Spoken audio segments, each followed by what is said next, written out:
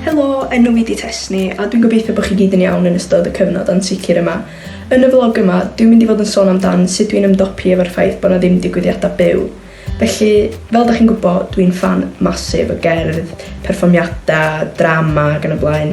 Felly mae'r cyfnod yma yn eitha torcalonus bod na'n byd byw yn digwydd. Ond hynny, mae'n amser lle da ni fel cerddorion a pobl fel yna yn cael y cyfle i ffocysu ar beth da ni am wneud yn un gigs nesaf sydd i ddod yn y dyfodol agos gobeithio. Ond felly dwi am sôn am sut dwi'n ymdopi efo'r ffaith bod na ddim digwyddiadau byw. Felly yn gyntaf, dwi'n meddwl bod y ffaith bod pobl enwog yn mynd yn fyw ar eu cyfryngau cymdeithasol yn ffordd gwych o gario ymlaen efo bywyd cyffredinol, sort of thing.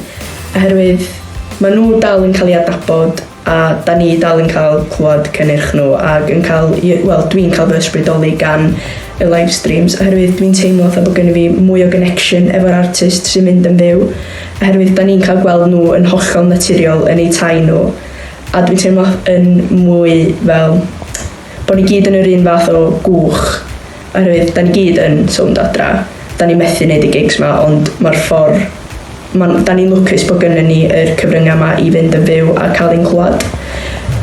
Ffordd arall ydy dwi'n edrych yn ôl ar hen gigs dwi wedi wneud. Gigs mae pobl dwi'n hoffi, dda artistiau wedi bod yn wneud ar YouTube a felly.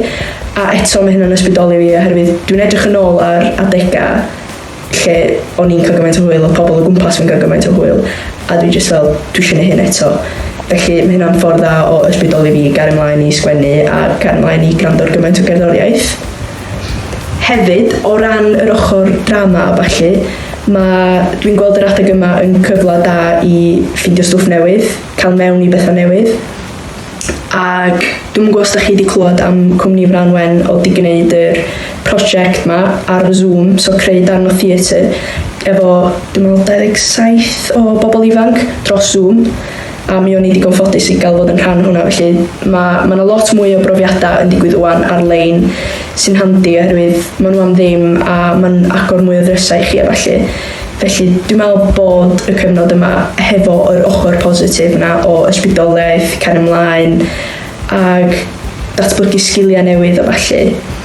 Hefyd, bod ni yn sownd a bod fi methu mynd i'r gigs a methu bod yn rhan o gigs, dwi wedi cael y cyfle o chwarae yn Tafn y Clo. Diolch i Menter Môn am cofio amdano fi a gadael fi chwarae yn yr noson yna.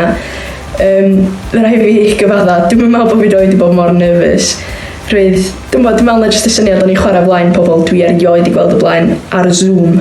Oedd o'n brofiad hollol wahanol ac eto mae'r cyfnod yma yn positif oherwydd mae o wedi wedi boostio hyder fi fyny o ran perfformio o flaen bobl ac dwi'n meddwl erbyn yr adeg lle da ni'n cael actually perfformio dwi'n meddwl fi gynnu fi lot mwy o hyder yn fy hun a lot mwy o hyder yn ochr cerddorol i felly dwi'n meddwl mae'r adeg yma yn adeg rili positif dwi yn methu yr gigs i gyd dwi'n methu cyfarfod efo bobl dwi'n methu'r hwyl a dwi'n hyd yn oed methu cael fy nwthio a cael fy sgwsio yn y ffrynt gan fy mod mor fach. Y pethau bach, chi'n gwybod?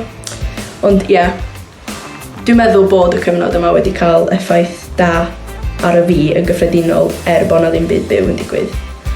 Ond swn i wrth fy modd cael bod yn cyngerdd band. Dwi'n meddwl bod o'n adeg yma bob blwyddyn da ni'n creu cyngerdd band a dwi'n gytid bod o'n digwydd. Ond dyna ni, da ni gyd yn iach, gobeithio. Ac gobeithio fydd gigs yn fuan a gael chi gyd yma na.